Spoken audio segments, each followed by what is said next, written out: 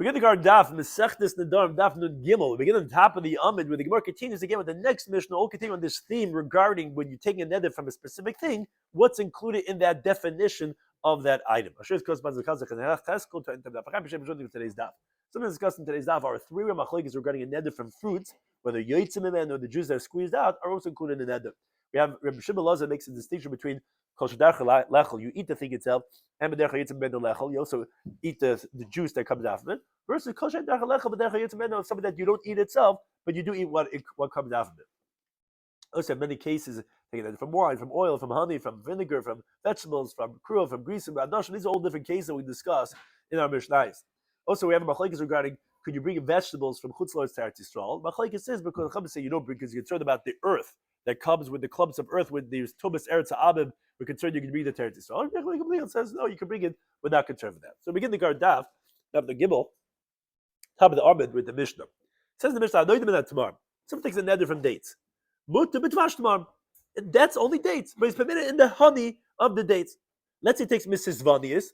Sisvanias are these grapes that have not ripened fully, and they stay there during the winter. He takes a neder from those types of grapes. So mutter b'chem Sisvanias. He's permitted in the vinegar that they make from these unripe grapes. Now, Rabbi Shloimy he disagrees on these two halachas. He says, Kol sheshem tol dasei, kuruya love, anything that you call it based on its derivative, meaning from the name of its source, like for example, the dvash is called dvash tamar. The chemetz is called chemetz zvanias. It still has the name of the source on it, and whether you take a neder from the source, also and you are going to be forbidden what comes after, and you will be forbidden the honey, you will be forbidden on the vinegar. But the Chachamim say no, it's going to be permitted. Which the Gemara is going to ask, what Chachamatim? It sounds like that's exactly the Tanakama. What do you make it sound like there's another Tana? The Gemara is going to address that. But the Ran has a question. He says, who is the Tanakama? It's not like Rabbi Yossi, not like Rabbanan, because the Gemara said on the previous daf, the Beis and Beis, we had a machlokes regarding koim, whey and milk. We said that whenever they call it koim of the chalba, so that's going to be forbidden even according to the Rabbanan. Now, Dvash Tamar B'Chemetz Zvanias should be forbidden for that reason itself. Why is the Tanakhama saying it's to be permitted, but it's called koim of the chalba? We said everyone agrees. It's just in that place they called it koim of the chalba. That place it didn't. So according to everyone, it should be forbidden. Says the Ran, no, you can't compare. Very interesting difference. He says by koim and challah, by whey and milk. The koim is not really changed from any form to another form. In the beginning, when it was mixed with milk, it had the same form of what it has right now. It just got separated. But here, it's the nishtana haguf. The actual body of the thing changed. When you make honey, when you make the vinegar, you process it. And it has molecular transaction, therefore, could be that they would hold that it would be permitted. That's what the Rashba says. Additionally, says the Ran, by koim, when you call it koim the chalba, why call it koim the chalba? Because it still has some element of milk in it, so you call it koim the chalba. Not to differentiate between this koim and another koim, because there's only one type of koim. But over here, when you call it dvash tamar mochametz zvanias, it's very interesting svara that they say. It's not to say, oh, because I want you to know that it has the tamar and it still has the zvanias here. No, it's coming to differentiate between different types of honey or between different types of vinegar. So it doesn't have shame love. It's just to tell you it's this time and not another time. So again, two interesting svaras of the Rad, why it's not difficult from the previous daf. Now the Gemara asked the question, Chacham behind the Tanakama. You're quoting three Tanoim. You say Allah, if you take a net from tomorrow, you're permitted in the honey. Then you Rabbi Shloimy said no, because it's still called Shem Tel Dasi. And then you say Chamatir. Well, Chacham is the Tanakama. Why are you saying like it's three different Tanoim? So the Gemara says no. Actually, Ikemenayu Hadid the Tanya. The difference between the Tanakama and the Chacham, and also as we'll see, what is the opinion of Rabbi Shloimy is what we learn in the following brisa. Klal Zar Rabbi Shloimy says the following rule. What does it say? Kol Shadach Lechol, whatever is normally eaten. And you also eat what comes out from it. Could go tomorrow.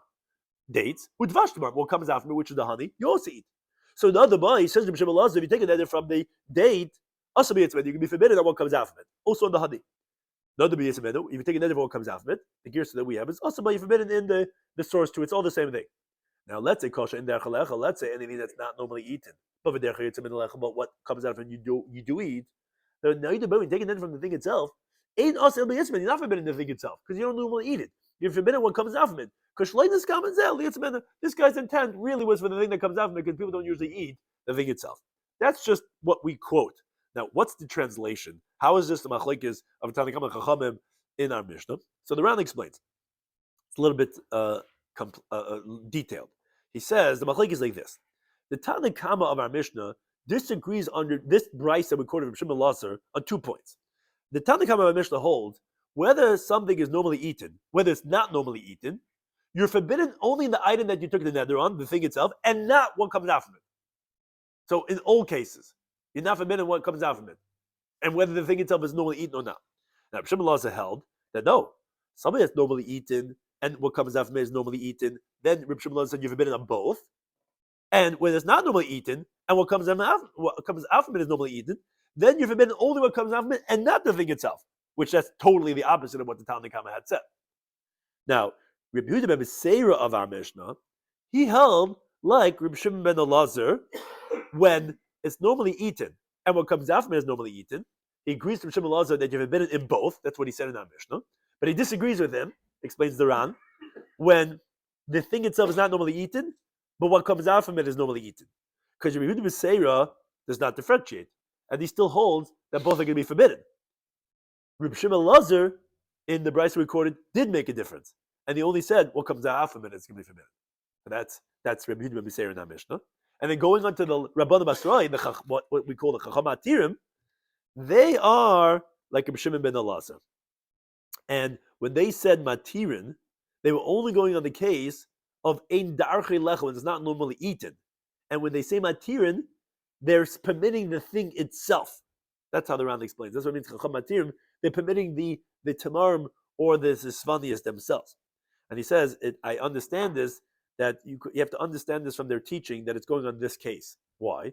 Because from the fact that the Mishnah said unspecific, Chacham Matirim, it sounds like it's going on that they're disagreeing on the two opinions that were mentioned previously in the Mishnah.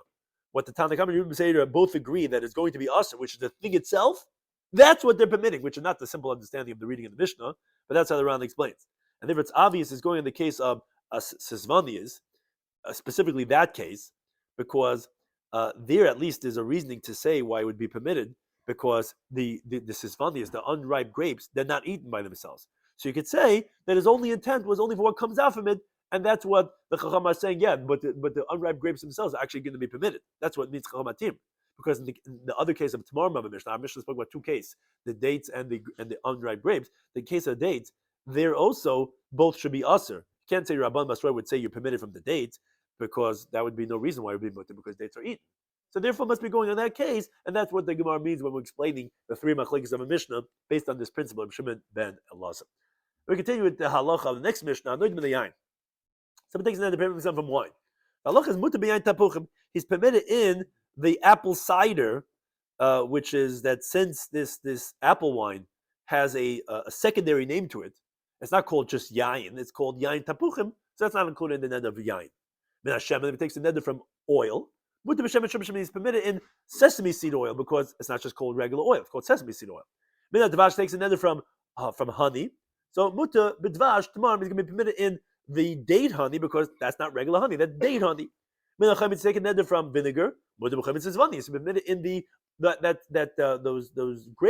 those specific unripe winter grapes of vinegar, because again, it's not just called regular chaim, it has a secondary name from it. Min HaKrish taken neder from leek, mutar b'kaflutis, you permitted in kaflutis, because that's not included in leek, because as the Taisus explains, even though it's a type of leek, but it has a secondary name. It's called kaflitis, so therefore it's not included in that neder. Min HaYerka, you take a neder from vegetables. So mutar b'yirakas asada, you permitted, it's not included in the neder, you permitted in the yirakas from the fields, because stam yerek is really from a garden, from a vegetable patch. That what grows in the field is not included in yerek, because shushim levai, again, it's a secondary name, it's called yirakas asada, which is the theme of all these halachas of the Mishnah. If it has a secondary name, it's not going to be included. Now the Gemara qualifies time to learn the brisa. It actually depends where you are to know what's included. If someone takes a neder from oil in Eretz Yisrael, he's permitted in the oil of sesame seeds, because in Eretz Yisrael they would only use shem and zayis, olive oil. So when you say oil, you don't mean sesame seed oil, but you're forbidden in olive oil, because that's what it means. Whereas in Bavel, actually when you say oil regular, you mean sesame seed oil. You'll be permitted shem and zayis, because when you say oil in the store, you just say oil, they're giving you sesame seed oil. You say olive oil if you want to get olive oil. So again, depends what the word generically means, and in contrast to the Shem Levi. Now, what mokum shebestakim bezeh, but a place that, let's say, they use both types of oil. And also, then you're forbidden in both types. Sigma says pshita, obviously. Sigma says no, it's necessary. Why? The majority utilize one of these types of oils. When you say that Ezel Basar Ruba, you go after the majority, and that's what the guy means when he says, I'm taking it from Shemen. I mean, this type. We're telling you that Safek Yisur L'Chumah, when you have a doubt regarding a prohibition, we're going to go stringently. And since there's a minority that utilize that other type of oil, you could be in doubt that maybe that even for that is what he had in mind when he took the neder. And therefore, the Chumrah of Nedarim would include even that other type of oil. Now, the Brisa continues. If someone takes a neder from vegetables, B'shar Shnei Shavua, on the other years, meaning the 6 years of the Shemitah cycle, then, like we said, Asabi Yerakas Agin is forbidden in the vegetables of a garden, because that's when you say Stam Yerek means from the Gina. But Mutabi Yerakas is forbidden in the Yerakas of a field, because again, Stam Yerek is from a Gina, and a Yerek Sad is not included because that is a secondary name. But what's interesting, he says the Bryce like this: Ubeshvi is in the Shemitah year. In other words, if you took a neder in Shemitah, you cannot say he had in mind for the Yerakas of a Gina because no one plants Yerakas in a Shemitah year. So what are you making a neder from? Rather, obviously, Asabi Yerakas Asada. You can forbid it in the vegetables of the field. That grows by itself out in the wild, in the fields, and that's what you had in mind. So actually, that's what can be forbidden on. Actually, mutter be Yerakas again. Actually, be forbidden Yerakas again because you didn't have that in mind. Now, which the Gemara qualifies. We continue David Beis. He says, "Loishon, we didn't learn that in the Shemitah you would be permitted for the Yerakas of a Gina. Only if they don't bring vegetables from out of Eretz Yisrael to Eretz Yisrael. Since they don't bring it, again, for sure that's not what you had in mind with your neder, because there is no Yerakas. Must have been from Yerakas Asad, and if you permitted actually Yerakas Agina. But in the place where they bring vegetables, they import from Chutzlot to Eretz Yisrael, then thus you be forbidden, which Iran explains you be forbidden in both. Because obviously then Eretz Yisrael is a place where you use both Yerakas Asada and Yerakas Agina, because they import, and they also have what they have available there in the Shemitah, and therefore both are going to be awesome. Now, the Gemara brings a machlokes regarding this. No, it's actually machlokes tanoim. The Brisa says, meaning this principle is based on the following machlokes tanoim, which we said if a place that they bring or they don't. The Tanakama says, you don't bring vegetables from out of Eretz Yisrael to Eretz Yisrael. He says, no, you do bring Yerakas from Chutzlot to Eretz Yisrael, which, again, according to the one that says you don't bring, according to him, you're permitted Yerakas again, then you can be permitted Yerakas Asada. Because since you don't bring it, again, that's not what your net was on. According to the one that says you do bring, you're also even Yerakas again. So the Gemara says, my time and demand the Amma, what's the reason the one that says you don't bring? Why can't you import vegetables from out of Eretz Yisrael? Maybe he says Mishum Gush, because of the clumps of earth. We're concerned that if you're going to bring it, you can have the clumps of earth that's connected to it, and the Tumas Eretz Amim includes the earth, as the Gemara says, the Shabbos up to Zvavim Beis, and therefore you can't import it according to that. Here in that next Mishnah, again, what's included in the words that you're saying? Mina Kruv, if you take a neder from vegetables, from Kruv is cabbage, so then Asr be asparagus. What's asparagus? So these rounds are an and Aleph. It's also a type of Kruv, also a type of cabbage, so therefore that's going to be included. Mina asparagus, but you take a neder from asparagus, then Mutter Kruv, you can be permitted in Kruv. Why is that? Because, as Tais explains, the other kruv are not called asparagus. Asparagus is a type of kruv, but kruv is not a type of asparagus. So if you take an ender, it doesn't mean our asparagus, it's something else. So then you would be permitted kruv. Mina grease, if you take an ender from grits, which is basically you take the wheat and you pound it and you make it into small pieces. Also by mikpeh, you're going to be forbidden in mikpeh. Mikpeh is like a porridge, like a thick type of cooked dish of grits, and that's forbidden because you call it mikpeh de grisen. So this town at least holds that that's considered the same thing. It's still included in the terminology of grits. But Rabbi Yissi says no, it's going to be permitted. Why? Because in Rabbi's place they called mikpeh, and they called grisen. So those are two different things. He didn't call it mikpeh de grisen. So it didn't have the title of grits on that anymore. Continues the Mishnah. If you take a neder from porridge, so mutar grisen, you permit it in grits. That's not the grits itself. If you take another from porridge, another case, also you can be forbidden in garlic. Now, why would you be forbidden in garlic? So the Ran explains because the terminology of mikpeh includes anything that's kafui, that's thick, like a paste. And garlic is also called mikpeh because what they would do is they would smooth it out with a little water and they would make it into like a paste, a garlic paste. They would eat it like that. So therefore, that's going to include the garlic too. But Rabbi says no, that's going to be permitted. Shum is not considered a mikpeh. Garlic is not a porridge. Shum, if you take an ender from garlic, that's a mikpeh. That does not prohibit all types of porridges. Minadashim, you take it from lentils. Asam ashishim, we quoted this machlekes previously. That's going to include even the lentils that are roasted with honey, fried with honey. It's still lentils. Rabbi says permitted. No, that's considered something else. Bin ashishim, take a neder from ashishim, from these fried lentils and honey. That's that. But the badash would be permitted in regular lentils. Continues the Mishnah, chita shani time. Let's say someone says that I take a neder both from chita in the singular and chita in the plural. So the osman is forbidden in the wheat, ben kemach ben apas, whether it's flour or whether it's bread. So to gris and shani time, let's say someone takes a neder for a grits in the singular or in the plural that I'm going to taste, that's forbidden on me. So osman is forbidden, and then ben chaim and b'shal, whether they're cooked or whether they're raw. Yudami says, if someone says a neder of grits or wheat in the singular, shani time, I'm going to taste, he's allowed to chew it raw. Now the reason for that is because when someone chews raw, he doesn't chew one by itself. He only chews a bunch. So therefore, if you said in the singular, you're not going to be forbidden to chew it raw because singular means one, and you don't chew it like that, so your neder didn't include it. But bread, since it's one entity, it's called chita in the singular because it's one entity. So therefore, bread will be forbidden, but raw will be permitted. So Gemara says, it says, if someone takes a neder that I'm going to eat chita in the singular, that wheat, asalefas, he's not allowed to eat baked bread because that's a singular entity, but he's allowed to chew raw wheat because bread is called chita. That's one entity. But chitim shani time, let's say it says in the plural, wheat in the plural that I'm going to eat, then asalachas, he's not allowed to chew raw wheat, the grain, but he's allowed to have baked bread. Because chitim sounds like for chewing it raw, because a person's going to take many kernels together, but bread is considered singular. So since they're in the plural, that's actually not included baked bread.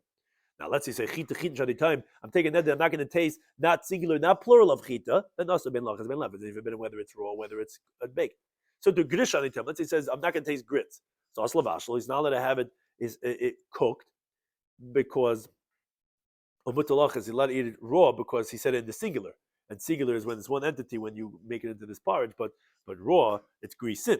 But you say grisin, let's say in the plural, I'm not going to taste grisin. Asalachas, you're not allowed to chew it raw, because that's the plural. You usually take a bunch at a time. But you're allowed to have it cooked. Let's say both terminology, saying in plural, I'm not going to taste these grits. Well, also ben lavash ben lachas, then you'll have it cooked, or you'll have it raw. Which I return to you the sixth parak in the Mesechta Nadarim parak, which again spoke about this idea of like taking neder from something that's mavushal, or all the items which we said it's tali and lashim and the adam, how people normally speak, that's going to be included in the neder. Thank you anytime for hosting us.